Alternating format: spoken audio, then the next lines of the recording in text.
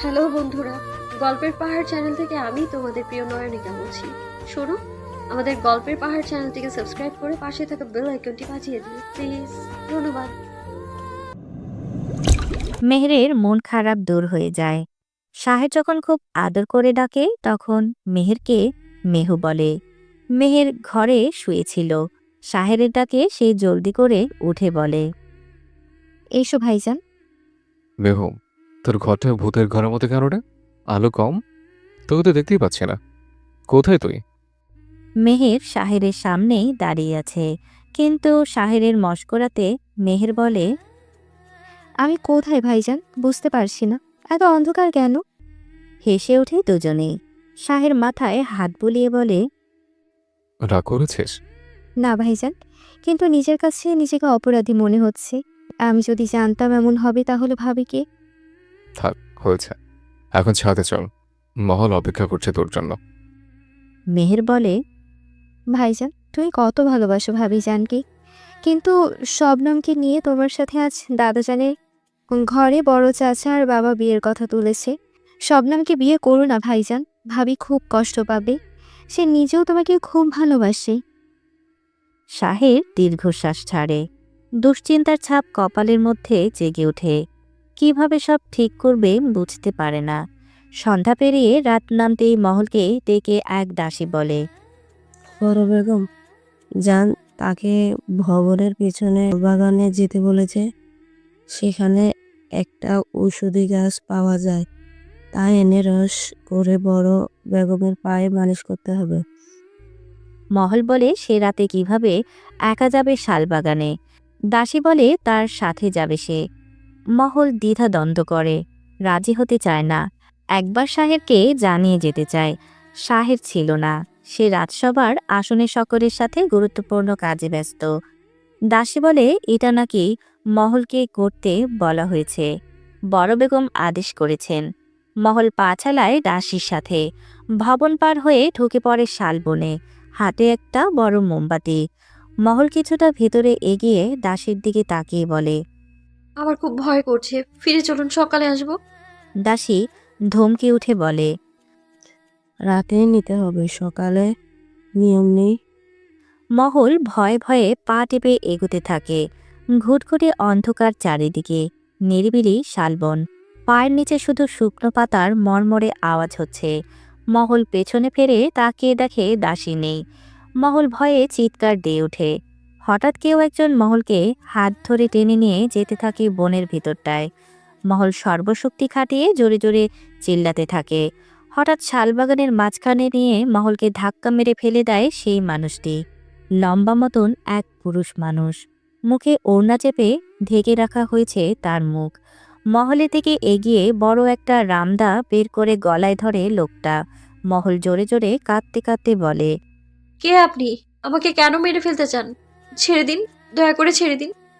মহল কাকতি মিনতি করতে থাকে লোকটার পায়ে পড়ে, কিন্তু লোকটা মহলের দিকে ঝুঁকে বলে, তোর স্বামীকে মারতে চাই, কিন্তু অনেক চেষ্টা করেও পারছি না। খবর পেয়েছি একমাত্র তুই নাকি তোর স্বামীর পান বুমরা। তাই আজ তোকে শেষ করে ওকে ঘায়েল করব, তারপর আস্তে করে প্রাণটা নিয়ে নেব তোর স্বামী। মহল ভয়ে সিটকে যায়। চোখ বড় বড় করে ভয়ার্তভাবে তাকিয়ে বলে, এমন করবেন না, হাত জোর করছি। ওনার কোনো ক্ষতি করবেন না, দয়া করুন। কি করেছে সে? তার সাজা আমায় দিন, কিন্তু তাকে ক্ষমা করে দিন। বলে মহল আবার জোরে জোরে চিল্লাতে শুরু করে। লোকটা মহলের মুখ চেপে ধরে বলে, শব্দ করবি তো এক কূপে গলাটা নামিয়ে দিব। তোকে মারার কোনো ইচ্ছে ছিল না, কিন্তু কিছু করার নেই। মারতে খুব কষ্ট হচ্ছে, বুঝছিস? এত সুন্দর তুই, তা তো জানতাম না। যাবি আমার সাথে? বলে লোকটা মহলের বুকের উপর ঝুঁকে কুদৃষ্টিতে দেখতে থাকে। মহল ধাক্কা মেরে ফেলে দিয়ে অন্ধকারে দৌড়াতে শুরু করে এলোমেলোভাবে। পেছন পেছন দৌড়াতে থাকে লোকটিও। শাহের রাজসভার আসন থেকে বের হয়ে শবনমের ঘরের সামনে দাঁড়িয়ে বলে, ভেতরে আসতে পারে? ভেতর থেকে শবনম বলে, কিছু বলতে এসেছেন? শাহের বলে, হ্যাঁ, সোজা কথা বলতে এসেছে। আমি আপনাকে বিয়ে করতে পারবো না, বাবা আর দাদাজানকে বলে এসছে। আমি বিবাহিত একজন পুরুষ, আর আমি যাকে ভালোবেসে বিয়ে করেছে তাকে নিয়ে থাকতে চাই সারা জীবন। আমার বেগমকে ছাড়া অন্য কোনো নারীর প্রয়োজন বোধ আমি করি না, করবো না। আশা করি এরপর আপনারা আর এই বিষয়ে কথা বলবেন না, আর যত দ্রুত সম্ভব আপনার চলে যান নিজের বাড়িতে। বলে শাহের ঘর থেকে বের হতেই দৌড়ে আসে রেণুকা। হাঁপাতে হাঁপাতে বলে, ভাইজান, একটু আগে ভাবিজানকে শালবনের দিকে ঢুকতে দেখা গিয়েছে এক দাসীর সাথে। চাচিজান নাকি বলেছে ঔষধি গাছ আনতে, কিন্তু চাচি বলেছে সে বলেনি এমন কিছু। যে দাসীর সাথে যেতে দেখা গিয়েছে সেও আর ভবনে আসেনি। আমি তোমাকে বলতে চেয়েছি তখন থেকে, কিন্তু তুমি রাজসভার আসনে ছিলে বলে অপেক্ষা করছিলাম। রোকসানা দৌড়ে এসে বলে, আমি কি এমন কিছু বলিনি কোনো দাসীকে? তাহলে সাহেব, তুমি একবার যাবে ওই দিকটায়? ওদের কথা শুনে গলা শুকিয়ে যায় শাহেরের। জিভ দিয়ে ঠোঁট ভিজিয়ে নেয়, বুকের ভেতর ধকধক শুরু হয়। শবনমের দিকে একবার অগ্নিদৃষ্টি নিক্ষেপ করে দৌড়ে যায় শালবনের ভেতর। মহলকে শুয়ে রাখা হয়েছে বিছানার মধ্যিখানে। পাশে বসে আছে শাহের সহ অন্য সকলেই। মহলের জ্ঞান নেই, পুরো শরীর রক্তাক্ত অবশ, গলায় হালকা কেটে গেছে। বাঁ হাতের মাঝ বরাবর অনেকখানি কেটে রক্ত ঝরছে সেখান থেকে। শাড়ির আঁচলে রক্তে ভেজা, কপালের এক পাশে হালকা ফেটে গিয়ে রক্ত জমাট বেঁধে আছে। শাহের মলিন মুখে মহলের হাতের আঙুল ধরে চুমু খায়। চোখের কোণে পানি জমে আছে তার। বুকের ভেতর তোলবার এখনো থামেনি। বারবার মহলকে চেষ্টা করেও জ্ঞান ফেরাতে পারছে না সে। চিৎকার করতে ইচ্ছে করছে কিন্তু পারছে না। উঠে গিয়ে জানালার পাশে দাঁড়িয়ে পায়চারি করতে থাকে শাহের। মহলের জ্ঞান না ফেরা অবধি কোনোভাবে মন শান্ত হচ্ছে না তার। শাহের হাত মুঠো করে জোরে একটা আঘাত করে জানালার কপাটে। সকলেই ভয় পেয়ে যায়। চোখ দুটে গনগনে আগুনের ন্যায় জ্বলছে তার। রাগে ক্ষোভে সে তছনছ করে ফেলতে চাইছে জমিদার বাড়ির সাথে সম্পৃক্ত সমস্ত কিছু। শাহের আবার মহলের কাছে এসে বসে মহলের গালে হাত রেখে বলে, মহল, তাকে একবার দেখে দেখে। মহল। পাশে থেকে রোকসানা বলে, এত অস্থির হয়ে পড়ো না সাহেব, তেমন তো কোনো ক্ষতি হয়নি, এটাই শুক্রিয়া। তার আগেই তুমি ওকে পেয়েছিলে। এখন উঠে এসো, ওর কাছ থেকে ডক্টরকে দেখতে দাও। উনি বাইরে অপেক্ষা করছেন অনেকক্ষণ ধরে। আর যত দ্রুত সম্ভব মেহেরকে খুঁজে বের করার ব্যবস্থা করো। শাহের উঠে দাঁড়িয়ে চোয়াল শক্ত করে বলে, আমি সব থেকে লোক লাগিয়েছি আম্মা। সব রকমের চেষ্টা চালানো হচ্ছে মেয়েরকে খুঁজতে। ওর কোনো ক্ষতি আমি হতে দেব না। আপনি চাচিমা রেণুকাকে ধৈর্য ধরতে বলুন, ওকে আমি খুঁজে আনবো যেভাবেই হোক। বলে শাহের তার চাচা শাহজামানের ঘরে পা বাড়ায়। হুড়মুড় করে ঘরে ঢুকে শাহজামানকে টেনে এনে পাঞ্জাবির কলার ধরে বলে, লজ্জা করো না আপনার এমন কুকর্ম চালাতে? আমার ক্ষতি করতে গিয়ে আপনি কত বড় বিপদ ডেকে এনেছেন নিজের মেয়ের। যদি মেয়েরকে খুঁজে না পাওয়া যায় আর মহল সুস্থ না হয়ে ওঠে, আপনাকে আমি চার মেরে ফেলবো চাচা যান। শাহজামান হালকা কাপা গলায় চেঁচিয়ে বলে, সাবধানে কথা বলো শাহের, সীমা অতিক্রম করো না। উল্টোপাল্টা কথা বন্ধ করো। আমি এসব কিছুই জানি না। আমাকে কিসের ভিত্তিতে জড়াচ্ছ এখানে? কি প্রমাণ আছে এর? শাহের রক্তচক্ষু নিয়ে দাঁতে দাঁত চেবিয়ে বলে, প্রমাণ আছে বলেই বলছে। শুধু মহল সুস্থ হয়ে উঠুক আর মেহেরকে খুঁজে পাই, তারপর আপনার সব কুকুরটি বের করবো আমি। শাহের বেরিয়ে যায় হন্তদন্ত হয়ে। বিকেল থেকে জমিদার ভবনের আসর ঘরে নর্তকীদের আয়োজন শুরু হয়ে যায়। কিন্তু মেহেরের দুশ্চিন্তায় আজ ভবনের কোনো পুরুষের সেদিকে মন নেই। শাহেরের রাগ যেন বাড়তে থাকে এসব কাণ্ড দেখে। একদিকে দুশ্চিন্তা, অন্যদিকে এই সমস্ত কুকর্ম দেখে শাহেরের মাথা খারাপ হয়ে যায়। রাগে ফোঁস করতে থাকে শাহের। ছাদের ওপর দাঁড়িয়ে পায়চারি করতে করতে কি সব চিন্তা করছিল সে। হঠাৎ শবনম ছাদে উঠে শাহেরের পাশে দাঁড়ায়। শবনমের পরনে আজ লাল রঙা মসলিন শাড়ি, খোলা চুল, চোখে গাঢ় কাজল আর ঠোঁটে টকটকে লিপস্টিক। শবনম গা ঘেঁষে দাঁড়ায় শাহেরের। শাহের বিরক্ত আর রাগ মিশ্রিত মুখে বলে, আসর ঘরে যাওয়ার সব জেগেছে মনে হচ্ছে। বলে সে ঘৃণাভরা দৃষ্টি নিক্ষেপ করে হনহন করে চলে আসতে যায় ছাদ ছেড়ে। শবনম ছো মেরে শাহেরের হাতটা টেনে ধরে কাকুতি মিনতি করে বলে, যাবেন না দয়া করে, জানি আপনার মন মেজাজ ঠিক নেই। আমাকে একটু সুযোগ দিন আপনার কাছে আসার, সুখে ভরিয়ে দেব আপনাকে। শাহের চোয়াল শক্ত করে ভুকুচকে গমগমে কণ্ঠে বলে, খবরদার এই ভুল করতে যাবেন না শবনম, তাহলে আমার সর্বোচ্চ খারাপ রূপটা দেখবেন। ভুলে আমার কাছে আসতে চেষ্টা করবেন না, আবারও সাবধান করে দিলাম। নূরমহলকে ছাড়তে হবে না আপনার, আমাকেও বিয়ে করতে হবে না, শুধু আপনার কাছে নিজের প্রয়োজনে রেখে দিন শাহের। বলে শাহেরকে ঝাপটে ধরে বুকের ভেতর মুখ দাবিয়ে দেয় শবনম। শাহের ঝাড়ি মেরে শবনমকে ছাড়িয়ে দিয়ে কষে একটা চর বসিয়ে দেয় শবনমের গালে। তারপর গর্জে উঠে বলে, শালি, তুই এতদিন এ চেয়েছিস আমাকে? আমাকে কি তোর চরিত্রহীন পুরুষ মনে হয়? চল, তোর যৌবন সব খায় সাজ মিটিয়ে দেওয়ার ব্যবস্থা করছে। বলে শাহের টানতে টানতে শবনমকে নিয়ে আসর ঘরে ধাক্কা দিয়ে ফেলে দিয়ে চলে যায়। শবনম মুখ চেপে কাঁদতে থাকে। কিছুক্ষণ আগেই মহলের জ্ঞান ফিরেছে। জ্ঞান ফেরার পর থেকেই সে ভয়ে কুকড়ে যাচ্ছে আর মেহেরের কথা বলে বলে কান্না করছে।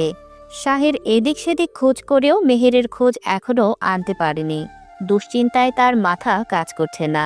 মহলের কাছে গিয়ে শাহের আস্তে ধীরে সব জানতে চাইলে মহল বলে কাল রাতের সব ঘটনা। মহল যখন দৌড়াতে শুরু করে তখন ওই লোকটা মহলকে ধরে ফেলে, টেনে নিয়ে যেতে থাকে গভীর অন্ধকারে, আরও দূরে। কিন্তু হঠাৎ মেহের যেতে যেতে মহলকে সে ছাদে ছিল কিন্তু হঠাৎ মেহের যেতে দেখে মহলকে সে ছাদে ছিল। তার সন্দেহ হয় মহলকে দাসীর সাথে বনে ঢুকতে দেখে। বিপদের আঁচ পেয়ে মেহের অনুসরণ করে নিজেও ঢুকে পড়ে শালবনের ভেতর। শাহেরকে সে ডাকতে পারেনি, সে রাজসভায় ছিল বলে। মেহের মোমবাতি হাতে মহলকে খুঁজতে খুঁজতে চিল্লাতে থাকে মহলের নাম করে। হঠাৎ মহলকে ওই লোকটা টানতে দেখে মেহের দৌড়ে গিয়ে মহলকে ছাড়ানোর চেষ্টা করে আর জোরে জোরে চিল্লাতে থাকে। ধস্তাধস্তি শুরু হয়ে যায় তিনজনের মাঝে। হঠাৎ করে লোকটা রামদা দিয়ে মহলকে কোপ দিতে গেলে মেহের তাকে ধাক্কা দিয়ে সরিয়ে দেয়। সাথে সাথে মেহেরের কাঁধে বসে যায় কোপ। পেছন থেকে আরও একজন এসে মেহেরের মাথায় শক্ত একটা লাঠি দিয়ে বাড়ি দিলে মেহের লুটিয়ে পড়ে মাটিতে। মহল গলা ফাটিয়ে চিৎকার করতে থাকে। মহলকেও ধাক্কা দিয়ে ফেলে দেয় লোকটা। মহলের মাথা গিয়ে বাড়ি খায় গাছের সাথে। অমনি মহল মাটিতে পড়ে যায়। তার পরপরই শাহেরের আওয়াজ টের পেয়ে মহলকে ফেলে দৌড়ে পালিয়ে যায় লোক দুটো। শাহের গিয়ে মহলকে কোলে তুলতে মহল নিভু নিভু চোখে আর প্রচণ্ড ভয়ার্ত স্বরে আস্তে করে বলে, মেহের আপা। পুরো কথা শেষ না করে মহল হাত পা ছেড়ে অচেতন হয়ে পড়ে থাকে শাহেরের বুকে। শাহের এদিক সেদিক তন্ন তন্ন করে খুঁজেও আর মেহেরকে পায় না। মহলের বয়ান শোনার পর সকলেই ভয় পেয়ে যায়। অবাক হয়ে তাকিয়ে থাকে একে অপরের দিকে। রেণুকা আর জোবাইদা হাউমাউ করে কাঁদতে থাকে মেহেরের জন্য। রেণুকা তেড়ে এসে মহলকে শাসিয়ে বলে, তোমার জন্য সব হয়েছে। তোমাকে রক্ষা করতে গিয়ে মেহেরের আজ এই দশা। কে জানে কি হয়েছে ওর, কোথায় আছে কে জানে। যদি আমার বোনের কিছু হয় খুন করে ফেলবো তোমাকে মহল। শাহের ক্ষেপে রেণুকার দিকে উল্টো তেড়ে এসে বলে, সাবধানে কথা বলো রেণুকা, সম্পর্কে তোর ভাবি হয় সে। মেপে কথা বলবে ওর সাথে, নাহলে জিভ টেনে ছিঁড়ে ফেলবো। ওকে দোষ দেওয়ার আগে নিজের বাপকে গিয়ে ধর, তার জন্য সবকিছু হয়েছে। সবাই ভীষণ অবাক হয়ে যায় শাহেরের কথায়। শাহেরকে সবাই জিজ্ঞেস করলে সে বলে, সব বলবো, তার আগে মেহেরকে খুঁজে আনতে হবে। শাহের বের হতে নিলে মহল হাত ধরে আস্তে করে বলে, শুনুন, ওখানে যে দুজন লোক ছিল তাদের মাঝে একজনকে খুব পরিচিত মনে হচ্ছিল। তার মুখটাও ঢাকা ছিল, কিন্তু তবুও বেশ পরিচিত লাগছিল, কণ্ঠস্বর চেনা। শাহের মহলের দিকে অবাক হয়ে তাকে জিজ্ঞেস করে, তুমি কি বলতে পারবে কেমন পরিচিত, কে ছিল? মহল থেমে থেমে উত্তর দেয়, আপনার বন্ধুর মতো, মীর ভাইয়ার মতো লাগছিল। শাহেরের চোয়াল শক্ত হয়ে যায়, চোখের মাঝে যেন অগ্নিশিখা জ্বলে ওঠে। সাপের মতো ফোঁস করে বলে, কিছু করেছে তোমার সাথে? ছুঁয়েছে তোমাকে? কি হলো বলো? মহল ভয়ে কাঁদতে কাঁদতে বলে, চেষ্টা করেছিল অনেক, কিন্তু আমি দৌড়াতে শুরু করি আর আমায় ধরতে পারেনি। যখন ধরেছিল তার আগেই আপনার উপস্থিতি টের পেয়ে পালিয়ে যায়। শাহের উঠে দাঁড়িয়ে দরজায় কষে একটা লাথি মেরে চিৎকার করে ওঠে রাগের ঠালায়। মীরের বাচ্চা, মগের পেটের নষ্ট বীজ, তোর মতো কীটের দাঁত আমি ভেঙে দেবো সৌরার বাচ্চা। একবার তুই বেঁচে গেছিস আমার হাত থেকে, তোর বিশেষজ্ঞ হারানোর জন্য এবার প্রস্তুত হচ্ছে জানোয়ার। মহলসহ উপস্থিত সকলেই আটকে ওঠে শাহেরের গর্জনে। শাহের ধপাধপ পা ফেলে অস্ত্রাগার থেকে কাঠের একটা বাক্স খুলে সেখান থেকে বিশাল বড় একটা রামদা বের করে হনহন করে চলে যায় বাইরে। দিনা মহলের পাশেই ছিল। তার কাল চলে যাওয়ার কথা ছিল, কিন্তু মহল যেতে দেয়নি। দিনা এসে মহলের পাশে বসে বলে, মেয়ে ছেলেটা এর আগে তোর ক্ষতি করতে চেয়েছিল। আমাদের যেদিন বিয়ে হয় শাহের ভাই বাড়িতে ছিল। শাহের ভাইয়ের বন্ধুরা সেদিন সাক্ষী হিসেবে আসার কথা ছিল, কিন্তু আসতে পারেনি। শুধু মীর এসেছিল গভীর রাতে। তুই বারান্দায় শুয়েছিলি। মীর তোর কাছে যেতে চেষ্টা করেছিল খারাপ উদ্দেশ্য নিয়ে। সেদিন শাহের ভাই ওকে শিমুল তুলা দিয়ে ইচ্ছে মতো উত্তম মাধ্যম দিয়েছিল। মারতে মারতে মেরেই ফেলেছিল প্রায়। রক্তিম জানালা দিয়ে দেখে দৌড়ে গিয়ে ওকে ছাড়িয়ে নেয় শাহের ভাইয়ের হাত থেকে। শাহের ভাইয়ের রাগে মীরের চোখে প্রচণ্ড আঘাত করেছিল। রক্ত ঝরছিল মীরের চোখ দিয়ে। শুনেছি এক চোখে বেশি কিছু অংশ নষ্ট হয়ে গেছে তার। খুব কষ্টে সেদিন রক্তিম বাঁচিয়েছিল মীরকে। জমিদার ভবনে যেন আজ পূর্ণিমার চাঁদ মুছে গিয়ে হঠাৎ কালো মেঘে ছেয়ে গেছে। বাড়ির প্রতিটি দেয়াল যেন কাঁদছে। প্রতিটি বাতাস একটাই নাম কেবল আর্তনাদ করে যাচ্ছে, মেহের। মেহের নেই। তার স্নিগ্ধ ফুলের মতো দেহখানা রক্তাক্ত নিথর হয়ে পড়ে আছে ভবনের বাইরে সবুজ ঘাসের উপর। তার অনাকাঙ্ক্ষিত মৃত্যু যেন জমিদার বাড়ির সকলের হৃদয়ে তীরের মতো বিঁধে গিয়ে রক্তক্ষরণ করে যাচ্ছে ক্রমাগত। চির শান্ত ঘুমে ঢলে পড়া মেহের যেন আজ নিয়ে গেছে সকলের প্রাণের স্পন্দন। তার রক্তমাখা নিথর দেহ দেখে মনে হয় স্বর্গেরও আজ এক অপূরণীয় ক্ষতি হয়ে গেল। মেহের নেই, এই অমোঘ সত্যটা যেন প্রতিটি নিঃশ্বাসে শ্বাসরোধ করে যাচ্ছে। মেহেরের দেহপাশে সকলেই ঘিরে দাঁড়িয়ে আর্তনাদ করে যাচ্ছে। জুবাইদা রেণুকা বুক চাপড়ে কেঁদে যাচ্ছে মেহেরকে বুকে জড়িয়ে। মহল মাটিতে বসে হাউমাউ করে কেঁদে চলেছে অবিরাম। পাশেই শক্ত হয়ে দাঁড়িয়ে আছে শাহের। তার চোখে প্রতিশোধের আগুন, আর এক ফোঁটা বেদনার নোনা জল গড়িয়ে পড়ছে টপ করে। শাহের তার চাচা শাহজামানের দিকে অগ্নিদৃষ্টি নিক্ষেপ করে চোখ দিয়ে যেন জ্বালিয়ে দিচ্ছে তাকে। শাহজামান দূরে দাঁড়িয়ে আছে শুকনো মুখ করে। একটু পর শাহেরের পাঠানো লোকগুলো ফিরে আসে মীরার সাথে ওই লোকটাকে ধরে নিয়ে। শাহেরের পায়ের সামনে এনে ফেলে দেয় তাদের। শাহের প্রথমে মীরকে টেনে তুলে নাক বরাবর দুটি ঘুষি দিতে নাক পেটে রক্ত গড়তে থাকে মীরের। তারপর অন্য লোকটাকে কষিয়ে লাথি মারতে মারতে বলে, রাজবীর তোর নাম না? জমিদার হতে চেয়েছিলে? নরপে সাজ তুই। মেহের তো সৎবান হলেও তোর বোন হয়। তুই কিভাবে পারলি এই নিষ্পাপ মেয়েটির প্রাণ কেড়ে নিতে? অভিশপ্ত জানোয়ার, নর্তমার কীট, তোকে কেটে আমি কুকুরকে দিয়ে খাওয়াবো। বলে শাহের নাকে মুখে আঘাত করতে থাকে রাজবীরের। তারপর রামদা দিয়ে রাজবীরের গলায় চালাতেই রাজবীর বলে, সব দোষ তোমার চাচা সাহিব ইফতেকারের। আমি জমিদার হতে চাইনি, উনি আমাকে লোভ দেখিয়ে বাড়িতে এনেছে। বহুদিন ধরে তোমাকে শেষ করতে চাইছি। আমি নজরে নজরে রাখছিলাম তোমাকে, কিন্তু সুযোগ পেয়েও পাইনি। শবনমকে নিজের দলে নিতে চেয়েছিলাম, কিন্তু শবনম তোমার ক্ষতি চাইনি, সে দলে আসেনি। তোমার বউকে ভুলিয়ে শালবনে নিয়ে যাওয়া সব তোমার চাচার সাজানো পরিকল্পনা। তোমার বাবার পরে তোমার চাচা বসতে চেয়েছিল জমিদারের আসনে, কিন্তু তোমার দাদা বংশের বাতি বানিয়ে তোমাকে বসিয়ে দিল সেই আসনে। এই জন্য শাহজামান তোমাকে শেষ করতে চেয়েছিল। আমি তার অবৈধ সন্তান, সে কখনো আমাকে মেনে নেয়নি, কিন্তু প্রয়োজনে কাজে লাগাতে চেয়েছিল। লোভে ফেলেছিল যাতে তোমাকে শেষ করে আমি ফিরে আসি এ বাড়িতে নিজের অধিকার নিয়ে। তারপর আসন গ্রহণ করি আমি, আর সেই সুযোগটা কাজে লাগিয়ে তোমার চাচা সব সম্পত্তি, জমিদারি, রাজস্ব সবকিছু ভোগ করতে চেয়েছিল। খান অমরিয়ান, শাহজাহান সহ উপস্থিত সকলেই ভীষণ অবাক হয়ে যায় রাজবীরের কথা শুনে। শাহের রাজবীরের অন্ডকোষ বরাবর লাথি দিয়ে বলে, জমিদার আসন আমি তোকে ভেতর দিয়ে ঢুকিয়ে দেবো, কুত্তার বাচ্চা। তুই বিনিময়ে আমার বোনকে ফিরিয়ে দে। ওকে মারলি কেন? আমাকে ঘায়েল করতে তুই মহলকে ধরেছিস? বুঝলাম, মেহের তোর বোন হয়, ওকে কেন মারলি বল। রাজবীর ভয়ে ভয়ে বলে। আমি মেহেরকে মারতে চাইনি। তোমার বউ যখন চেঁচাচ্ছিল, আমি ওকে কোপ বসাতে গিয়েছিলাম, তখন মেহের বাধা দেয় আর সাথে সাথে মেহেরের গায়ে বসে যায়। কিন্তু ওর তখন কিছু হয়নি। তোমার বন্ধু মীর ওর মাথায় শক্ত লোহা দিয়ে বাড়ি দিতেই মেহের মরে যায়। শুধু তাই না, মীর তোমার বউয়ের দিকে হাত বাড়িয়েছিল। এর আগেও কয়েকবার ওর ঘরের দরজায় কড়া নেড়েছে। তখন থেকেই তোমার চাচা তার সাথে হাত মেলায়। শাহেরের মাথায় আগুন ধরে যায়। রাজবীরকে ছেড়ে সে মীরকে ধরে এলোপাথারি মারতে শুরু করে। বারবার অন্ডকোষে লাঠি মারতে থাকে আর অশ্লীল ভাষায় গালি দিতে থাকে। মীর পায়ে ধরে মাফ চায় শাহেরের। মহলের কাছে গিয়ে পা ধরে বলে, আপু মাফ করে দাও, সাহেরকে বলো আমাকে মাফ করতে। ভুল করেছে আমি মহল, এবারের মতো মাফ করে দাও দয়া করে। জীবনে আর এমন ভুল করব না। শাহের আবারও মীরকে টেনে তুলে থাপড়াতে থাপড়াতে বলে, তোর জীবন থাকলে তো করবি, তোর লজ্জা হয় না? তাও তুই আমার বউয়ের পায়ে হাত দিস। শয়তান তোকে মাফ করলে আল্লাহ আমাকে মাফ করবেন না।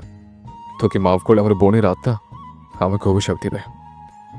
বলে শাহের টেনে দাঁড় করে রামদা দিয়ে মীরের বুকে এলোপাথারি কোপাতে থাকে। এক পর্যায়ে মীর লুটে পড়ে মাটিতে। এরপর রাজবীরের কাছে গিয়ে তাকেও সেভাবে কোপাতে শুরু করে। রাজবীরের প্রাণ নিভু নিভু হয়ে এলে ভবনের বাকি অন্য সবাই গিয়ে শাহেরকে থামতে বলে। জোর করে শাহেরকে বাধা দিতে থাকে এমন খ্যাপামি বন্ধ করতে।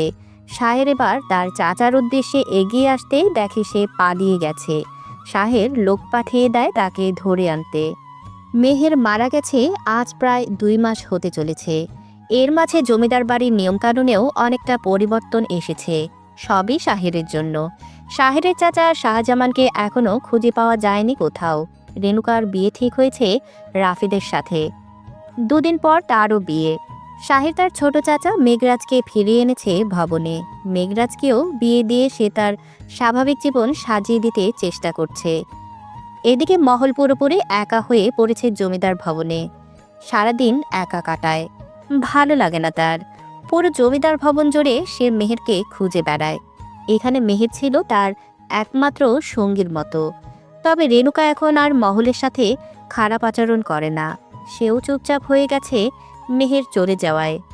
নিজের পিতার এমন জঘন্য কর্মের জন্য তাদেরও মন বিষে গেছে তার প্রতি। শাহের মন দিয়ে গ্রামের লোকের দেখভাল করছে, তাদের বিপদে আপদে অবদান রাখছে। আসর ঘরের নারী দেহ ব্যবসা ধীরে ধীরে তলিয়ে যেতে শুরু করেছে। শাহের এই 1.5-2 মাসে বেশ কিছুর দিকে পরিবর্তন এনেছে, বহু কষ্টে আর প্রচেষ্টায়। মহল নিজের ঘরের পেছন বারান্দায় দাঁড়িয়েছিল আনমনা হয়ে। শাহের ঘরে ঢুকে মহলকে দেখতে না পেয়ে নিঃসন্দেহে বারান্দায় যায়। মহলকে উদাস হয়ে দাঁড়িয়ে থাকতে দেখে এগিয়ে যায় কাছে। পেছন থেকে মহলের শাড়ি ভেদ করে পেটে হাত রেখে জড়িয়ে ধরে শাহের। মহল চুপচাপ দাঁড়িয়ে থাকে ওভাবেই। শাহের পেটে হাত বুলিয়ে গলায় মুখ দাবিয়ে নেশাগ্রস্ত স্বরে বলে, কি হয়েছে আমার বউটার? এমন উদাস কেন? মন খারাপ আমার বেগমের? মহল উত্তর দেয় না।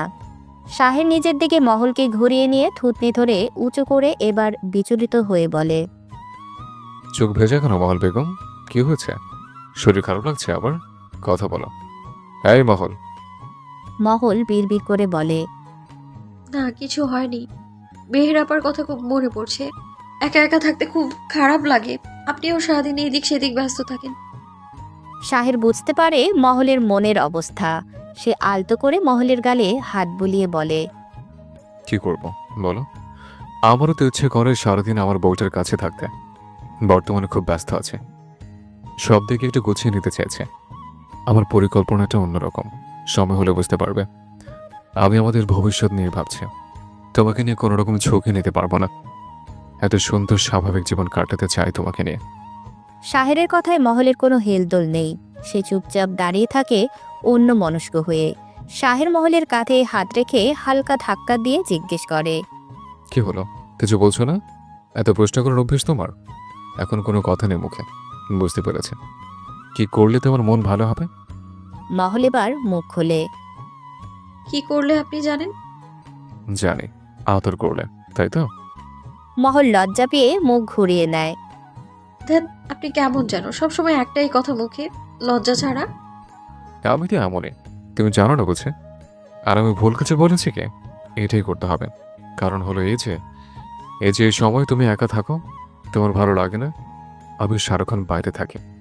এর জন্য আদর করে তোমাকে আমি একটা ছোট পরি উপহার দিতে চাই, যাকে নিয়ে তুমি সময় কাটাবে, তাকে আগলে রাখবে সব সময়।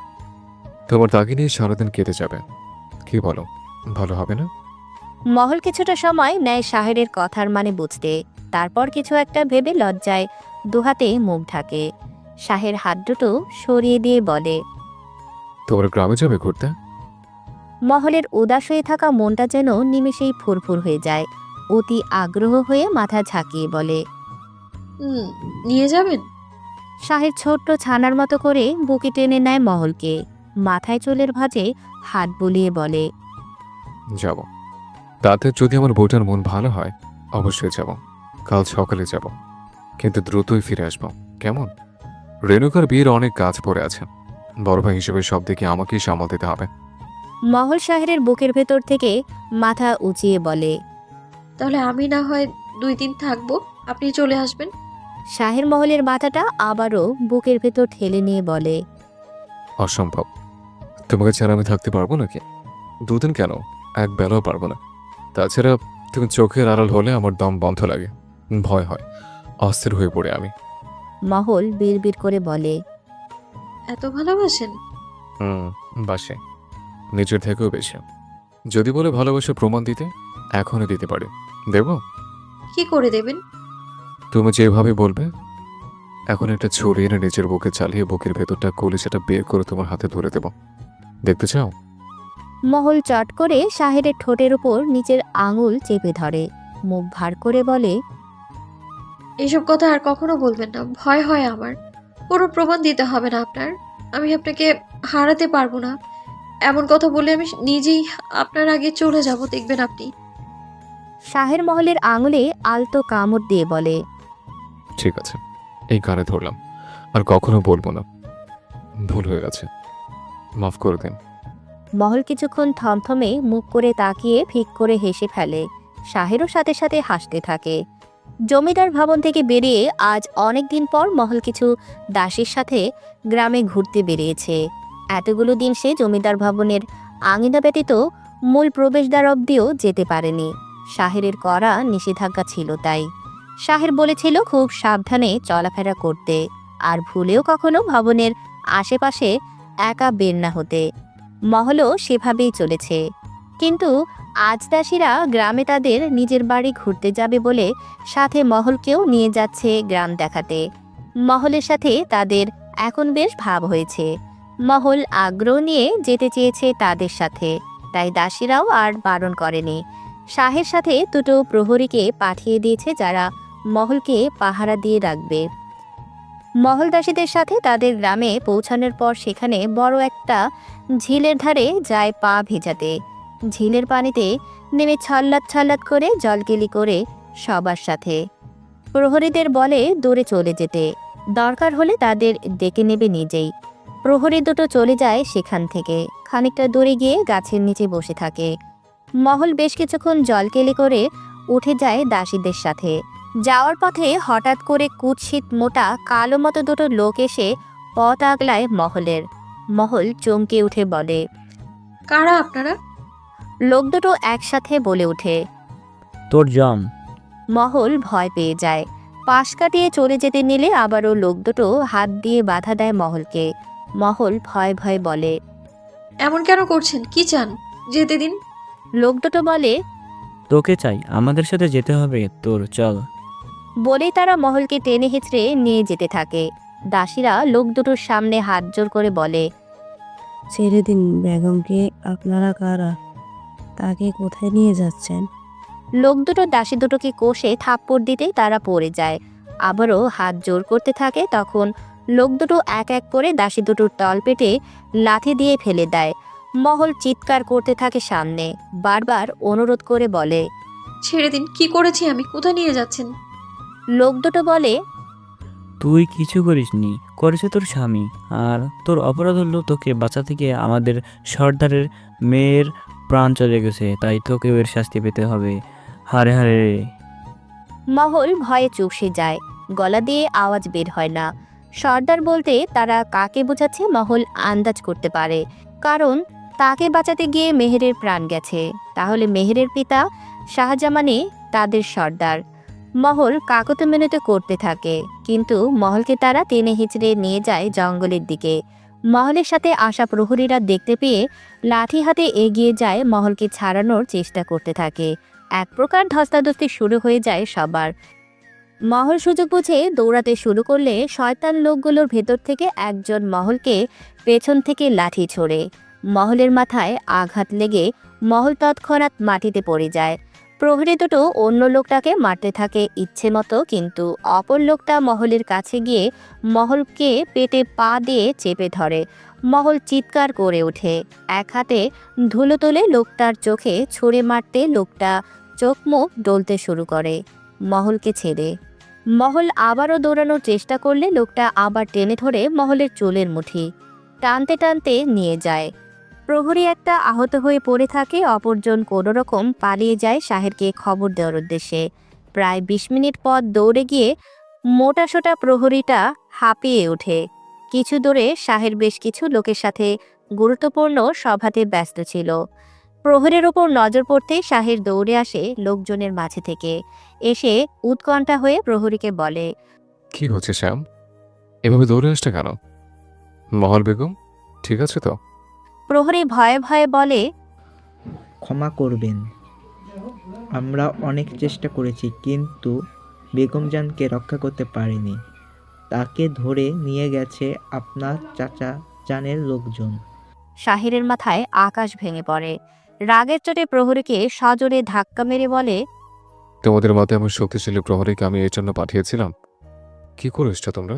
হ্যাঁ, কোথায় নিয়ে গেছো মহলকে জানো? তাড়াতাড়ি বলো। প্রহরী বলে, জানি, নবাবগঞ্জের পাশের গ্রামে ভাটাপাড়ার পূর্ব দিকের জঙ্গলে, হয়তো জঙ্গল পার হয়ে নৌকা ধরবে। শাহের আর এক মুহূর্তও দেরি করে না, প্রাণপণে দৌড়াতে শুরু করে। পেছনে আসে প্রহরী শ্যাম। পথেই একটা ঘোড়ার গাড়ি দেখতে পায় শাহের, চট করে উঠে পড়ে সেটাতে। তারপর দ্রুত চলতে থাকে সেই জঙ্গলের উদ্দেশ্যে। মহলকে চোখ বেঁধে নৌকায় তোলা হয়েছে। নৌকায় মহলকে ঘিরে ৭-৮ জন লোক দাঁড়িয়ে আছে। ছাড়ার সময় শাহের এসে পৌঁছায় ঘাটে। শাহের ঘাটে দাঁড়িয়ে মহলকে এমন অবস্থায় দেখে পাগলের মতো চিৎকার করতে থাকে, কিন্তু ততক্ষণে নৌকা ছেড়ে দেওয়া হয়। নৌকার মাঝে থেকে শাহজামান বেরিয়ে আসে। মহলের কাছাকাছি দাঁড়িয়ে মহলের শরীর থেকে গন্ধ শুকে দেয়। তা দেখে শাহেরের মাথায় আগুন ধরে যায়। শাহজামানের নাম করে শাহের গর্জন করতে থাকে সামনে। কিছুটা দূরে অন্য একটা ছোট ডিঙি নৌকা বাঁধা দেখে শাহের সেদিকে গিয়ে নৌকাটা খুলে তার সাথের প্রহরী শ্যামকে বলে, নৌকা চালাতে জানো? দ্রুত করো। শ্যাম পানসে মুখে বলে, পারি না মালিক। শাহের গলা চেপে ধরে শ্যামের, দুটো গালি দিয়ে বসিয়ে রাখে। শাহেরের ইচ্ছে করে এটাকে লাথি দিয়ে নদীতে ফেলে দিতে, কিন্তু সে করে না। এতগুলো লোকের সাথে একা শাহের মহলকে নিয়ে যুদ্ধ করতে গেলে মহলের ক্ষতি হয়ে যেতে কতক্ষণ, তাই সে প্রয়োজন হিসেবে এটাকে সাথে রেখেছে। শাহের নিজেই বৈঠা দিয়ে এলোপাথারি বইতে শুরু করে নৌকা। অনেকটা দূরে চলে যায় মহলের বড় নৌকাটা। নৌকা গিয়ে থামে অন্য একটা জঙ্গলের কাছে। সেখানে একটা আধা ভাঙা জীর্ণশীর্ণ ভবনের ভেতর নিয়ে যাওয়া হয় মহলকে। মহল তখনও কেঁদে কেঁদে অনুনয় করে যাচ্ছিল। শাহেরের পৌঁছাতে অনেক দেরি হয়ে যায়। জঙ্গলে ঢুকে সে ভাঙা ভবনের ভেতর ঢোকার আগে কিছু শক্ত দেখে লাঠি খুঁজে নেয়। তারপর সাবধানে পা ফেলে ঢুকে পড়ে ভবনের ভেতর। শাহের ঢুকতেই একটা লোক তার পেছন থেকে বাড়ি দেয় লাঠি দিয়ে শাহেরের পিঠে। শাহের ঘুরে ওঠে, লোকটাকে বুক বরাবর লাথি দিয়ে ফেলে দেয়। শাহজামান বেরিয়ে এসে শাহেরের সামনে দাঁড়িয়ে বলে, খুব পাখা গজিয়েছে তোমার শাহের। আজ তোমার পাখা আমি ছেটে ফেলবো। অনেক চেষ্টা করেছি এতদিন, আজ পেয়েছি তোমাকে। শাহের তেড়ে গিয়ে গর্জন করে বলে, আমি আজ তোমাকে পেয়েছি, অভিশপ্ত কুকুর। এতদিনে আমিও তোমাকে কম খুঁজিনি। তোমার সময় আজ শেষ। শাহজামান ইশারা দিতেই একটা লোক মহলকে টেনে এনে শাহেরের সামনে দাঁড় করিয়ে দেয়। চোখের বাঁধন খুলে দিতেই মহল ছুটে এসে শাহেরকে জড়িয়ে ধরে কাঁদতে থাকে জোরে জোরে। শাহের দুহাতে আগলে নিয়ে মহলকে চুমু খায় চোখে মুখে। শাহজামান আবারও ইশারা দিতেই দুটো লোক মহলকে টেনে সরিয়ে আনে। এদিকে শাহেরকেও টেনে ধরে রাখে বাকি লোকগুলো। মহল চিৎকার করে কাঁদতে থাকে। শাহজামান এগিয়ে এসে শাহেরকে বলে, শোন শাহের, তোমাকে ছেড়ে দেব একটা শর্তে। তোমার দাদা খান অমরিয়ান যে সমস্ত সহায় সম্পত্তি, জমিদারি, রাজস্ব, অর্থ সম্পদ তোমার করে দিয়ে গেছেন, তা এখন তুমি আমাকে কাগজে কলমে লিখে দিয়ে এখান থেকে চলে যাবে। ব্যাস, এইটুকুই কষ্ট করতে হবে। এর জন্য এত সংঘর্ষ করার কোনো প্রয়োজন আছে বলে মনে করি না। আর যদি তা না করো তো তোমাকে শেষ করে কিভাবে কি করতে হয় তা আমার জানা আছে। শাহের রাগে চোয়াল শক্ত করে বলে, তুমি আমাকে কি শেষ করবে? তোমার প্রাণ চাবে তোমার হাতে। সাহস থাকলে তোমার পোশাক কুকুরকে বলো আমার হাত ছেড়ে দিতে। শাহজামান লোকগুলোকে আরও একবার ইশারা করতেই তারা ধুমধাম করে শাহেরকে আঘাত করতে শুরু করে। শাহের আর শ্যাম তাদেরকে পাল্টা আঘাত শুরু করে দেয়।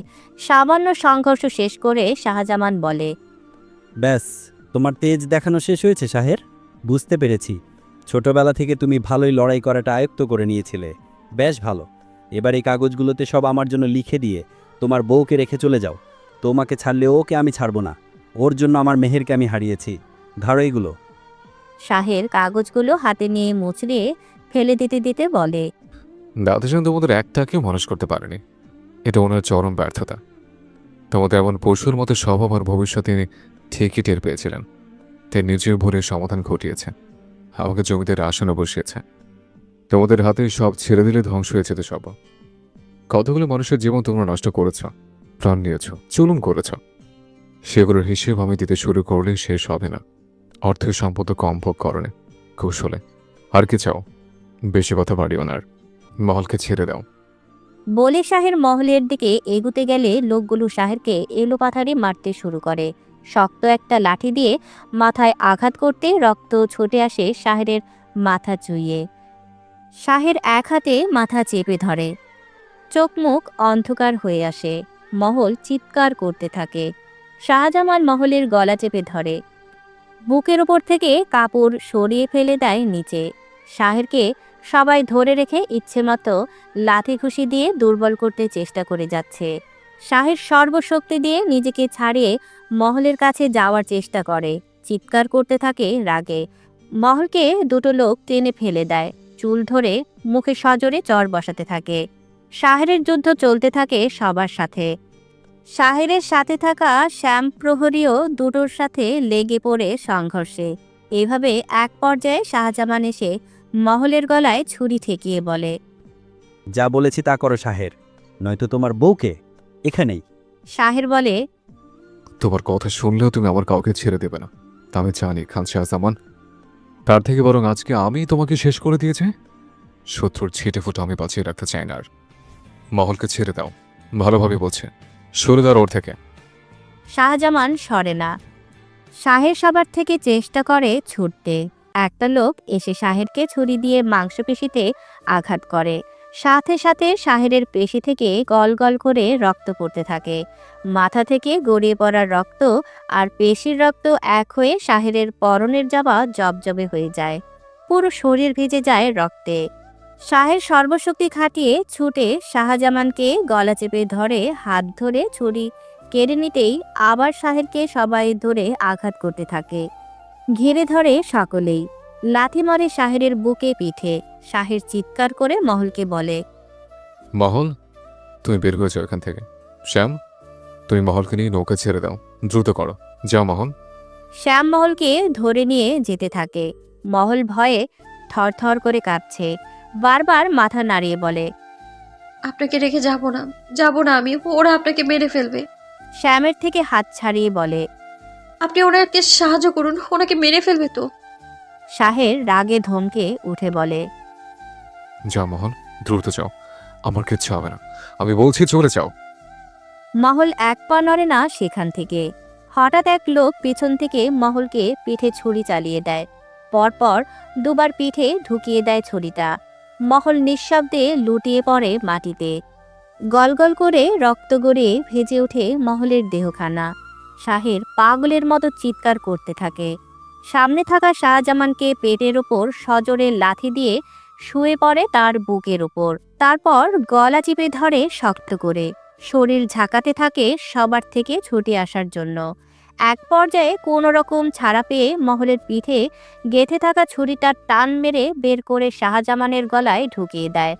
বারবার ঢুকাতে থাকে ধারালো ছুরিটা। সাথে সাথে বাকিগুলো ভয়ে ছিটকে যায়।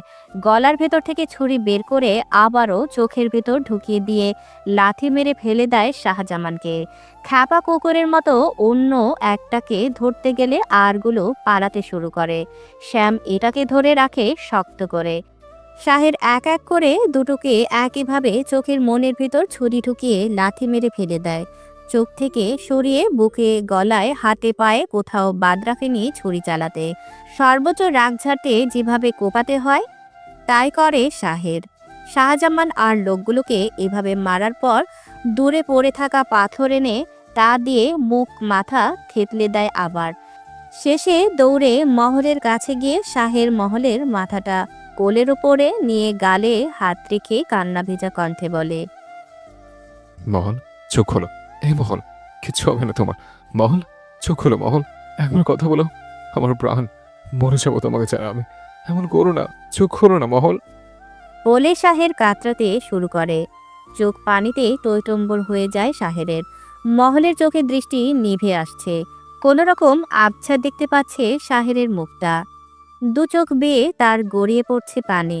শাহের পাগলের মতো কাঁদতে কাঁদতে মহলকে কোলে তোলে। দৌড়াতে দৌড়াতে আবার বলে, মহল, এই তো, আর একটু সহ্য করো। ছোট খোলো রাখো। হ্যাঁ, চোখ বলছো না, আমাকে দেখো। মহল, এই মহল, আমার প্রাণ, একটু চোখ খোলো। নদীর কাছে আসতেই শাহের দেখে প্রহরী শ্যাম একটা যন্ত্রচালিত বড় নৌকা ঠিক করেছে। শাহের দ্রুত উঠে পড়ে নৌকায়। নৌকা ছেড়ে দিয়ে চলতে শুরু করে। শাহের মহলকে নৌকার উপর তোলে নিজের কোলের উপর শুয়ে ছটফট করতে থাকে। কাঁদতে কাঁদতে শ্যামকে বারবার বলে, ও তো কথা বলছে না শ্যাম, আমার ডাক শুনতে পাচ্ছে না। কি করবো আমি? দ্রুত যেতে বলো, নৌকা দেরি হয়ে যাচ্ছে। শ্যামের চোখে পানি। শ্যাম বুঝতে পারছে মহলের আর বেশি সময় নেই। খুব তাড়াতাড়ি নিভে যাবে মহল নামের জ্বলন্ত প্রদীপটি। কিন্তু শাহেরকে এ কথা সে কিভাবে বলবে এখন? শাহের পাগলের মতো নিজের চুল টেনে ধরে জোরে জোরে শ্বাস নিতে থাকে। নিজেকে বুঝে দিতে থাকে কিছু হবে না মহলের, মহল ঠিক হয়ে যাবে। শাহের মনে মনে আল্লাহকে ডাকে। চোখের পানি বাদ মানে না তার। একটু পর পর মহলের মুখের কাছে কান ঠেকিয়ে শোনার চেষ্টা করছে মহল কিছু বলছে কিনা। মহল নিভে যাওয়া কণ্ঠ খুব আস্তে করে বলে, পানি, পানি। শাহের ঝটফট করে শ্যামকে বলে নদী থেকে পানি তুলতে। পানি এনে শাহেরের হাতে দিয়ে শ্যাম চোখ মুছতে থাকে। শাহের এক দুই ফোঁটা করে মহলের মুখে পানি দিয়ে বারবার চোখে মুখে চুমু খেতে থাকে মহলের। সমানে বলতে থাকে, কিছু হবে না আমার মহলের, মহল ঠিক হয়ে যাবে। আমার নূর মহল, আমার প্রাণ ভোমরা, তোমার কিচ্ছু হবে না, ঠিক হয়ে যাবে তুমি। আরেকটু, এই তো এসে গেছে। মহল একবার চোখ মেলে দেখে শাহেরকে। শাহের ঝুঁকে আছে মহলের মুখের ওপর। মহল হাত নাড়াতে চেষ্টা করলে পারে না। শাহের হাতটা তুলে নিজের গালে রেখে কাঁদতে থাকে বাচ্চাদের মতো। খানিকক্ষণ পর মহল একটা ঢোক দিলে চোখটা বুজে ফেলে আলগুছে। শাহেরের গাল থেকে হাতটা ছিটকে পড়ে যায় সাথে সাথে। শাহের হতভম্ব হয়ে তাকিয়ে থাকে সেই হাতখানার দিকে। রেণুকার বিয়ে উপলক্ষে জমিদার ভবন ঝলমল করে উঠেছে। চারিদিকে আলোয় ভরে উঠেছে। প্রতিটি বারান্দা, জানালা, সিঁড়ি প্রদীপে আলোকিত হয়ে আছে। সিল্ক ও মসলিনের ঝলর ঝুলে আছে ছাদের কোনায় কোনায়। গৃহকোণে সুগন্ধি ধূপ, আতর জ্বালানো হয়েছে, যাতে ঘরে এক অপার্থিব গন্ধ ভেসে বেড়ায়। ভবনের উঠোন জোরে রঙিন আলপনা আঁকা। নাচে গানে বাদ্যযন্ত্রের সুর ঢেউ খেলে যাচ্ছে ভবনের প্রতিটি ইট পাথর। দুর্ঘটনার কারণে রেণুকার বিয়ে পিছিয়ে গিয়েছিল। আজ প্রায় 1 মাস পর তার বিয়ে হতে যাচ্ছে। অথচ এমন খুশির দিনে তার মনের গহীনে লুকিয়ে আছে গোপন এক ব্যথা, তার পিতা হারানোর ব্যথা। যা সে প্রকাশ করতে পারছে না। একদিকে ঘৃণা, অপরদিকে পিতৃভক্তি, দুই মিলে সে গুমরে গুমরে কাঁদছে। মেহের নেই, এই কথাটা এখনো সে মেনে নিতে পারে না। তার বিয়েতে তার ভাই নেই। শাহের যে মানুষটা মেহের আর রেণুকাকে এত ভালোবাসত, তারাও শাহেরকে অনেক বেশি সম্মান আর শ্রদ্ধা করত। সে মানুষটা বিয়েতে নেই। মহলের দুর্ঘটনার কারণে তাকে নিয়ে যাওয়া হয়েছে উন্নত চিকিৎসার জন্য। সেখানেই কোনো রকম দিন পার করছে মহলকে নিয়ে। চেষ্টার কোনো ত্রুটি রাখেনি শাহের। মহলকে সুস্থ করতে সে নিজের শরীরের শেষ রক্তবিন্দু দিয়েও চেষ্টা চালিয়ে যাবে। হার মানেনি সে। তার যা যা করার সে সব করছে, শুধু মহলকে সারিয়ে তোলার জন্য। কতগুলো দিন হয়ে গেল শাহের জমিদার ভবনে নেই, মহল নেই। তাদের ছাড়া সত্যি ভবন সম্পূর্ণ ফাঁকা মনে হয় সকলের কাছে। মধ্যরাতে রেণুকার বিয়ে পড়ানোর ঠিক আগ মুহূর্তে সকলেই চমকে ওঠে শাহেরকে দেখে। সবার মুখে খুশির ঝলক। রেণুকা বিয়ের পিঁড়ি ছেড়ে দৌড়ে এগিয়ে যায় শাহেরের কাছে। শাহেরের হাত দুটো ধরে কেঁদে ফেলে। কাঁদতে কাঁদতে বলে, তোমাদের কথা খুব মনে পড়ছিল ভাইজান।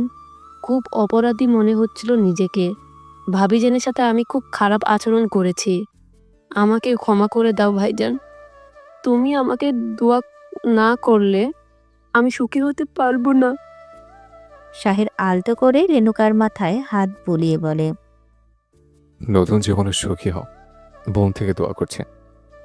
শাহেরের মা বাবা, দাদাজান সহ সকলেই শাহেরকে ভীষণ উদ্গ্রীব হয়ে জিজ্ঞেস করছে মহলের কথা।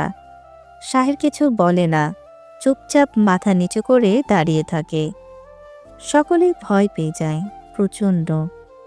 শাহের ধীরে সুস্থে আবার বলে, আপনাদের একটা খবর জানাতে এসছে। সবাই মুখ চাওয়াচাই করতে থাকে। গলা শুকিয়ে যায় শাহেরের কথায়। কি খবর জানাতে এসেছে শাহের? মহলের কোনো দুঃসংবাদ নয় তো? ভাবতে থাকে সকলেই। রোকসানা ভয়ে ভয়ে এগিয়ে এসে শাহেরকে বলে, কি খবর বাবা? খারাপ কিছু নয় তো? চুপ থেকো না, মহলের কোনো খবর বলো।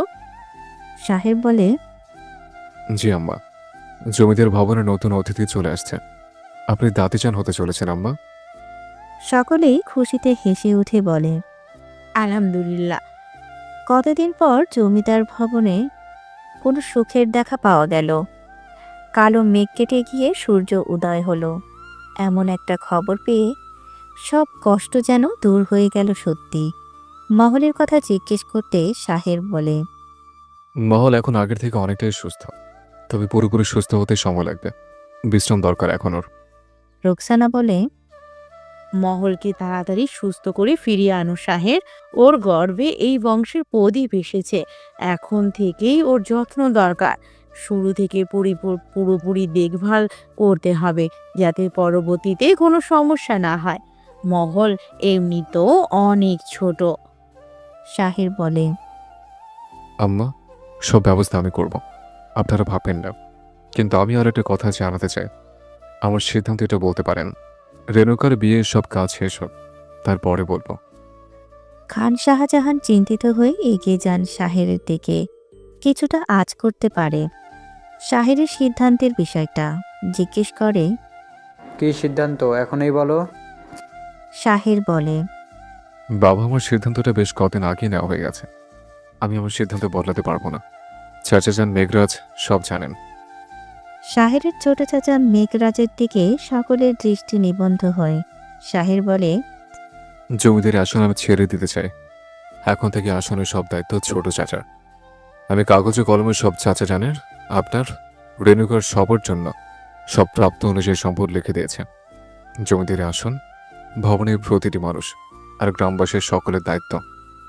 আশা করি আপনারা যথাযথভাবে পালন করবেন। আর আমার শেষ অনুরোধ থাকবে, আমি আসর ঘরের ব্যবসা যেভাবে বন্ধ করে দিয়েছি তা যেন পুনরায় চালু না করা হয়। আমি 4-5 মাসে যেভাবে শব্দকে খেয়াল রেখে সবার পাশে থেকেছি, আশা করি আপনারা তাই করে যাবেন। আমি নূরমহলকে নিয়ে একটা সুন্দর স্বাভাবিক জীবন কাটাতে চাই। তাকে আর আমার অনাগত সন্তানদেরকে একটা সুস্থ, পরিপূর্ণ, ভিন্ন ধরনের জীবন দিতে চাই। আমি এই জমিদার ভবন ছেড়ে আমার স্ত্রী সন্তান নিয়ে বহু দূরে চলে যাওয়ার চিন্তা ভাবনা করছি। অনেক আগে। এখন তাই করতে চাচ্ছে। শুধু মহলের আর একটু সুস্থ হওয়ার অপেক্ষা। আপনারা আমাদের জন্য দোয়া করবেন। শাহেরের কথা শুনে সবাই অবাক হয়ে যায়। রোকসানা বুক চেপে কেঁদে ওঠে। শাহেরের গলা জড়িয়ে বলে, এমন সিদ্ধান্ত কেন নিলে বাবা? এতদিন তোমাকে ছাড়া আমি কিভাবে দিন পার করেছি। তুমি যখন ফিরে এলে আমার প্রাণ যেন ফিরে এলো। তখন আমি এখন দাদিমা হব। আমার ছোট দাদু ভাইকে নিয়ে খেলাধুলা করব, তাকে জড়িয়ে চুমু খাবো। আর এখন তুমি তাকে কেড়ে নিয়ে যাচ্ছ আমার থেকে। খান অমরিয়ানের চোখে পানি। তিনিও আজ কাঁদছেন। তবে সুখের কান্না নাকি কষ্টের তা ঠিক বুঝতে পারার মতো নয়। শাহজাহান দূরে দাঁড়িয়ে আছেন। আজ সত্যি মহলের জন্য তার খারাপ লাগছে। এতদিন ভালো করে মেয়েটার মুখটাও দেখেননি সে। সকলের অবহেলা অবলীলায় এতগুলো দিন পার করেছে মেয়েটা। সারাক্ষণ সবার অগোচরে আড়ালে আবডালে থেকে গেছে। কখনো নিজের মন প্রাণ উজাড় করে জমিদার ভবনের আঙিনা পা মারাতে পারেনি। কারোর সামনে নিজেকে মেলে ধরতে পারেনি। নিজের মতো রয়ে গেছে চুপচাপ। শাহজাহান কিছু বলে না। সে দূরে দাঁড়িয়ে রোকসানাকে শান্ত হতে বলে। রোকসানা চোখের পানি মুছে বলে, তুমি যখন সিদ্ধান্ত একবার নিয়েছই, সেই সিদ্ধান্ত বদলানোর মতো সাধ্য আমাদের কারণেই কখনো ছিলও না। বেশ, তুমি যা চাও তাই হবে, তাই করো। তোমাদের প্রতি আমার দোয়া থাকবে বাবা। তুমি ভালো থেকো। মহল আর এ বংশের ভবিষ্যৎ জমিদারকে তুমি ভালো রেখো। আমি সব সময় দোয়া করে যাব। শাহের তার মায়ের পা ধরে সালাম করে। রোকসানা টেনে তুলে শাহেরকে বুকে জড়িয়ে নেয়, কপালে চুমু খায়। শাহেরের নিজের মুখটাও মলিন।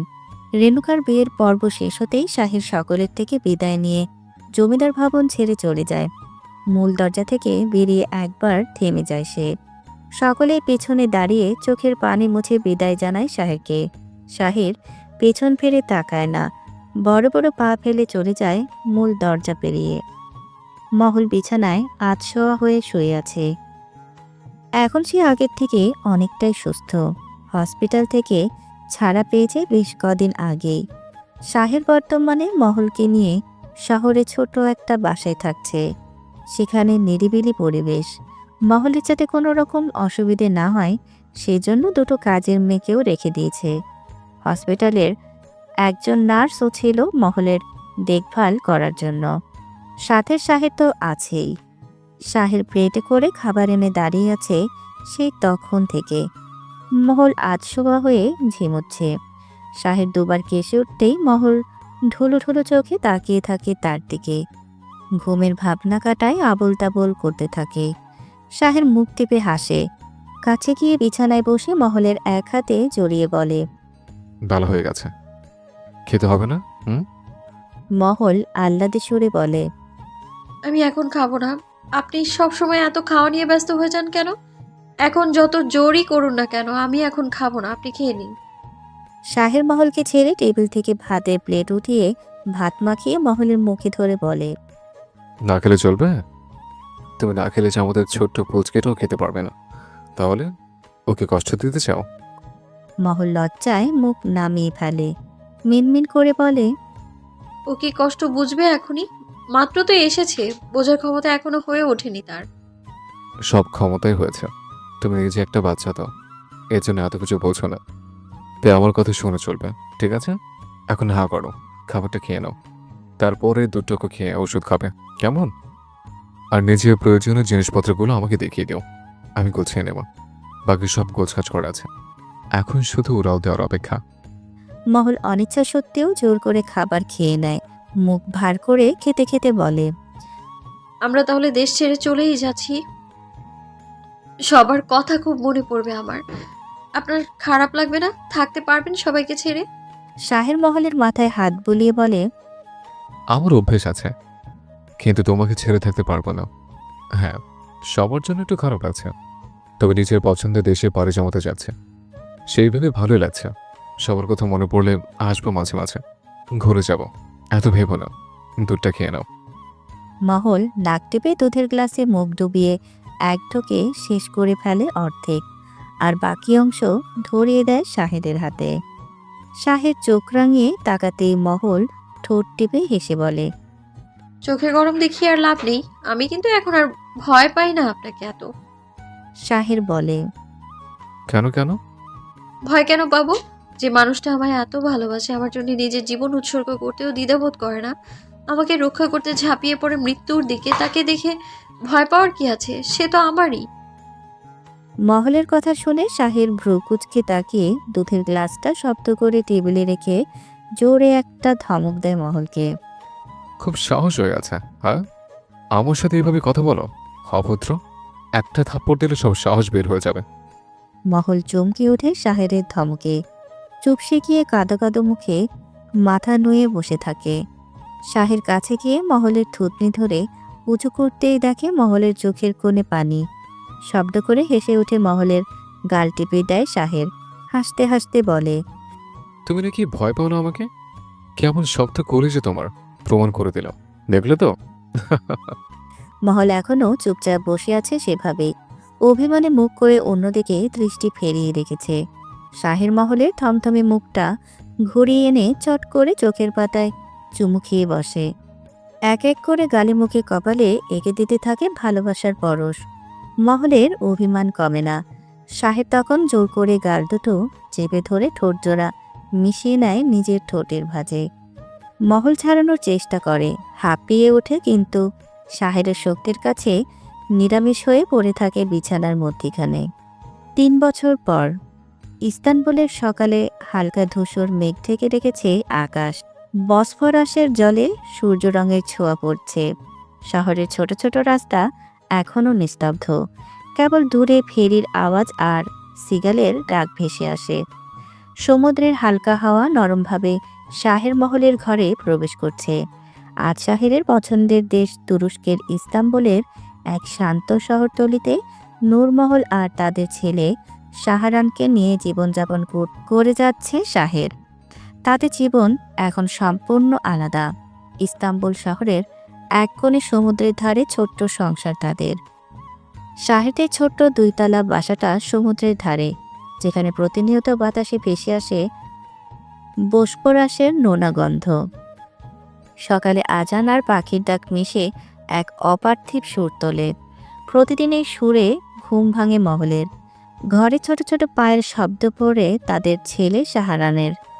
ফর্সা ধবধবে শাহরান, কুচকুচে চোখের মণি, কালো চুল, লাল টকটকে ফোলানো ঠোঁট আর মায়াবী চোখগুলো মহলের মতোই, তবে মুখের আদল ঠিক যেন বাবার প্রতিচ্ছবি।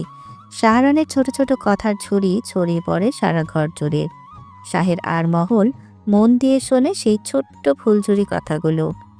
এখন আর আগের মতো নেই তারা, বদলে গেছে জীবনযাপন। তবে কখনো কখনো শাহের সুটকেসে জমে থাকা জমিদার ভবনের পুরনো স্মৃতিগুলো নতুন করে মাথা চাড়া দেয়, কিন্তু আর ফিরে তাকায় না শাহের। সন্ধ্যা নামলেই এখন শাহের মহলকে নিয়ে বারান্দায় দাঁড়িয়ে সমুদ্রের সাথে ভেসে আসা শীতল হাওয়া গায়ে মাখে। মহল পাশে বসে থাকে শাহরানকে কোলে নিয়ে, গল্প শোনায় ছেলেকে। শাহরান কিছু বুঝতে পারে না মায়ের গল্পের মানে, শুধু বাবার দিকে তাকিয়ে হাসে আর চোখ বড় বড় করে মন দিয়ে গল্প শুনে। মহল বলে, এক ছিল রাজা আর এক ছিল রানী। একদিন রাজা তার পঙ্খিরাজ ঘোড়ায় চড়ে গ্রামে আসে। সেখানে রানীর সাথে দেখা হয় তার। রাজা সেই রানীকে ভালোবেসে সাথে করে নিয়ে যায় তার প্রাসাদে। তারপর এভাবেই গল্প বলতে থাকে মহল। শাহের মহলের এই একই গল্পটা বহুবার শুনেছে। সে পাশে থেকে হাসে। শাহরানকে বলে, বাবা, তুমি কি জানতে চাও সে রাজার রানীটাকে? শাহরান মাথা নাড়িয়ে মিষ্টি করে বলে, বাবা, শুনতে চাই তো, বলো। শাহরানকে কোলে তুলে মন ভরে চুমু খায় শাহের। তারপরে বলে, সে রাজাটা তোমার বাবা আর রানীটা হলো তোমার মা। আর এই রাজা রানীর একমাত্র আদরের রাজকুমারটা হলো আমাদের শাহরান বাবা। শাহরান হাত তালি দিয়ে জোরে জোরে হাসতে থাকে। শাহের ছেলেকে কোলে রেখে মহলকে এক হাতে জড়িয়ে কপালে চুমু খায়। মহলও শাহেরের বুকে মাথা রেখে শান্তির নিঃশ্বাস ফেলে। শাহেরের মন ভরে ওঠে তখন। এই 3 বছরে বদলে গেছে অনেক কিছু। শাহের এখানে নিজের কোম্পানি বিজনেস চালু করেছে।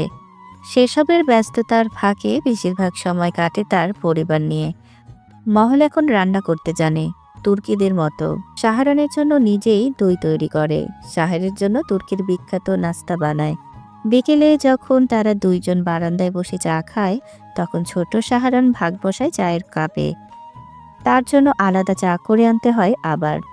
এর মাঝে শুধু একবারই শাহের মহলকে আর শাহরানকে নিয়ে ঘুরে এসেছিল নিজের মাতৃভূমি, নিজের জমিদার ভবন আর আপনজনদের কাছে থেকে।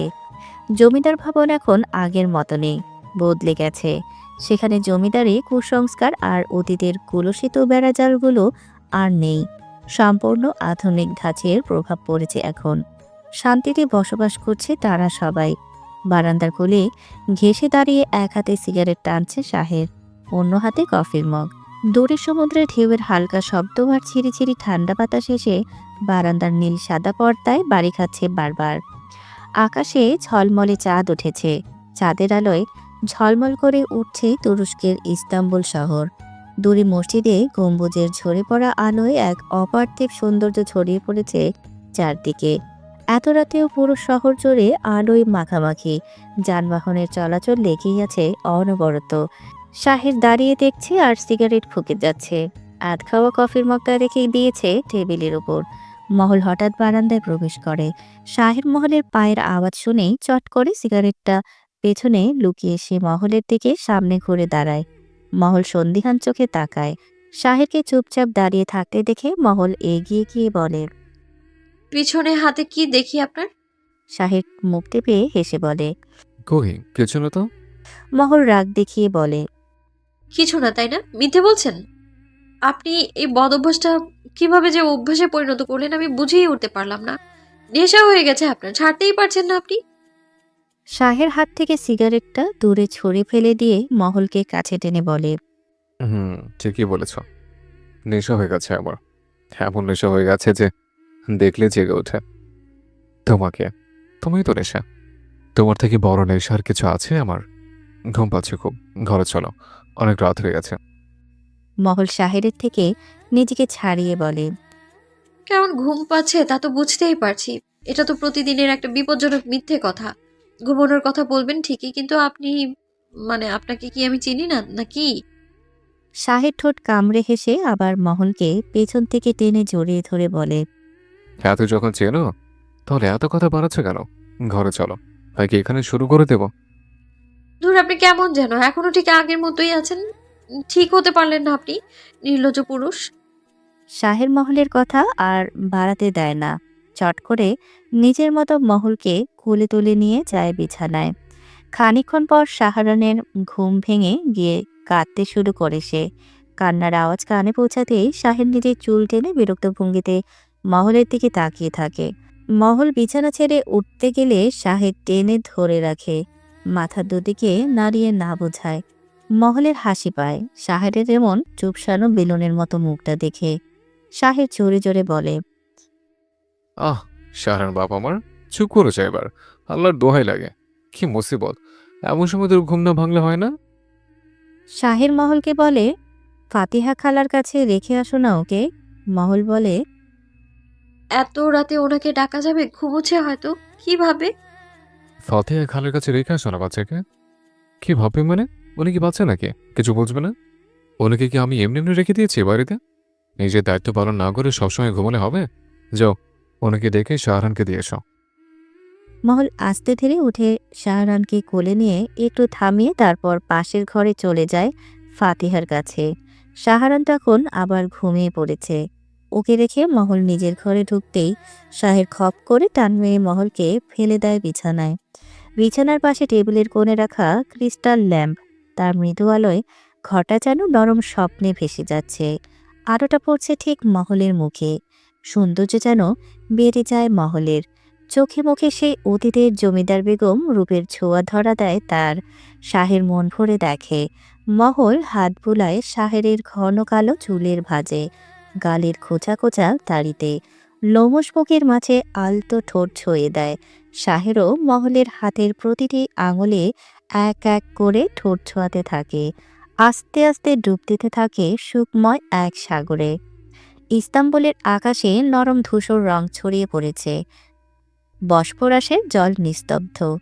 মাঝে মাঝে কেবল ফেরির সাদা রেখা কেটে যায় দূর পর্যন্ত। ঝিরিঝিরি হালকা বৃষ্টি পড়ছে, বাতাসে ভেসে আসছে নোনা গন্ধ।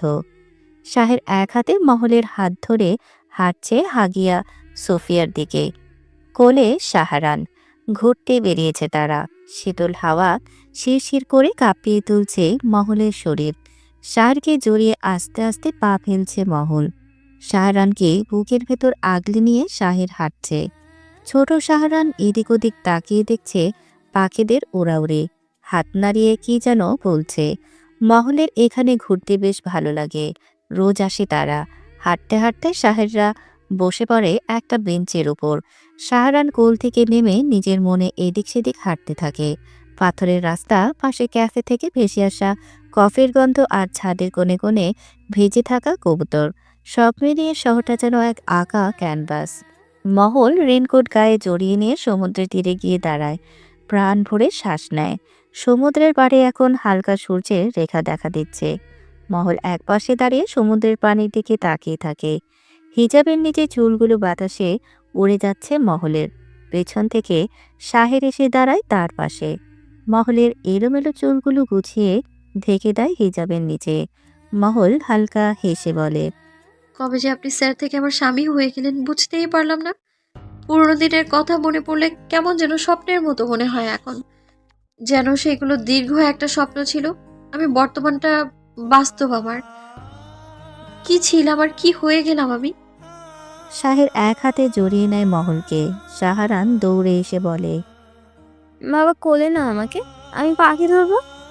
শাহরানকে কোলে নিয়ে শাহের উঁচু করে ধরে বলে, এই নাও বাবা, করে নিলাম। এবার পাখি ধরে দেখাও দেখে, তোমার মাম্মামকে আমরা সেটা গিফট করব, কেমন? শাহরান হাসি দিয়ে বলে, আচ্ছা বাবা, আমি সেটা মামাকে গিফট করব। শাহের মহল আর শাহরানকে সমুদ্রের পাড়ে বেঞ্চে বসিয়ে রেখে ক্যাফে থেকে মহলের পছন্দের তুর্কি কফি নিয়ে আসে, যা পুরনো অটোম্যান আমলের রাজকীয় কফি বলা যায়। দারুচিনি, এলাচ, লবঙ্গ, জাফরান মেশানো এই কফি মহলের ভীষণ পছন্দ। শাহের কফির পাত্রগুলো এক এক করে মহল আর শাহরানের হাতে ধরিয়ে দেয়। মহল কফিতে চুমুক দিয়ে আবেশে চোখ বুজে ফেলে। শাহরান মায়ের দেখা দেখি আস্তে ধীরে কফিতে হালকা চুমুক দিয়ে চোখ বুজে ফেলে নিজেও। তারপর শাহেরকে বলে, আমাদের মতো করে চোখ বুজে কফি খাও। শাহেরও ছেলের কথা মতো সেভাবে কফি খেয়ে চোখ বুজে নেয়। তারপর শব্দ করে হেসে ফেলে মহল শাহের, সাথে সাথে শাহরানও হাসতে থাকে। শাহের কফি রেখে দিয়ে বেঞ্চ থেকে উঠে দাঁড়িয়ে শাহরানকে কোলে নেয়, হাত বাড়িয়ে দেয় মহলের দিকে। মহল আলতো হেসে হাতে হাত রাখে শাহেরের। তিনজনে গিয়ে দাঁড়ায় সমুদ্রের পাড়ে। ঠান্ডা বাতাসে শরীর ভরে ওঠে তাদের। শাহেরের বুকে মাথা ঠেকিয়ে দাঁড়িয়ে থাকে মহল। শাহেরের কণ্ঠে তখন জেগে ওঠে এক কবিতার ধ্বনি। তুমি যখন হাঁটো সমুদ্রের তীরে, জলরাশিও থেমে যায় নিঃশব্দ নীরবতা। তোমার ওড়নায় বাতাস লুকিয়ে রাখে সন্ধ্যার গন্ধ। আলোর প্রতিটি ঝলক জলে তোমার ছায়। তুমি হাসলে মনে হয় প্রকৃতিও নত হয়ে যায়। তুমি চুপ করলে সাগর জেগে ওঠে অস্ত্র নিয়ে। তুমি আমার প্রার্থনার মূর্ত রূপ, যাকে পেয়ে মনে হয় আল্লাহ মাফ করেছেন সব পাপ। হাই বন্ধুরা, সবাই কেমন আছেন? আশা করি সবাই ভালো আছেন।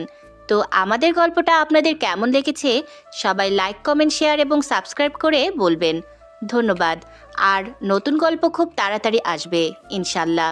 এই পর্যন্ত সবাই ভালো থাকবেন, সুস্থ থাকবেন। আল্লাহ হাফেজ।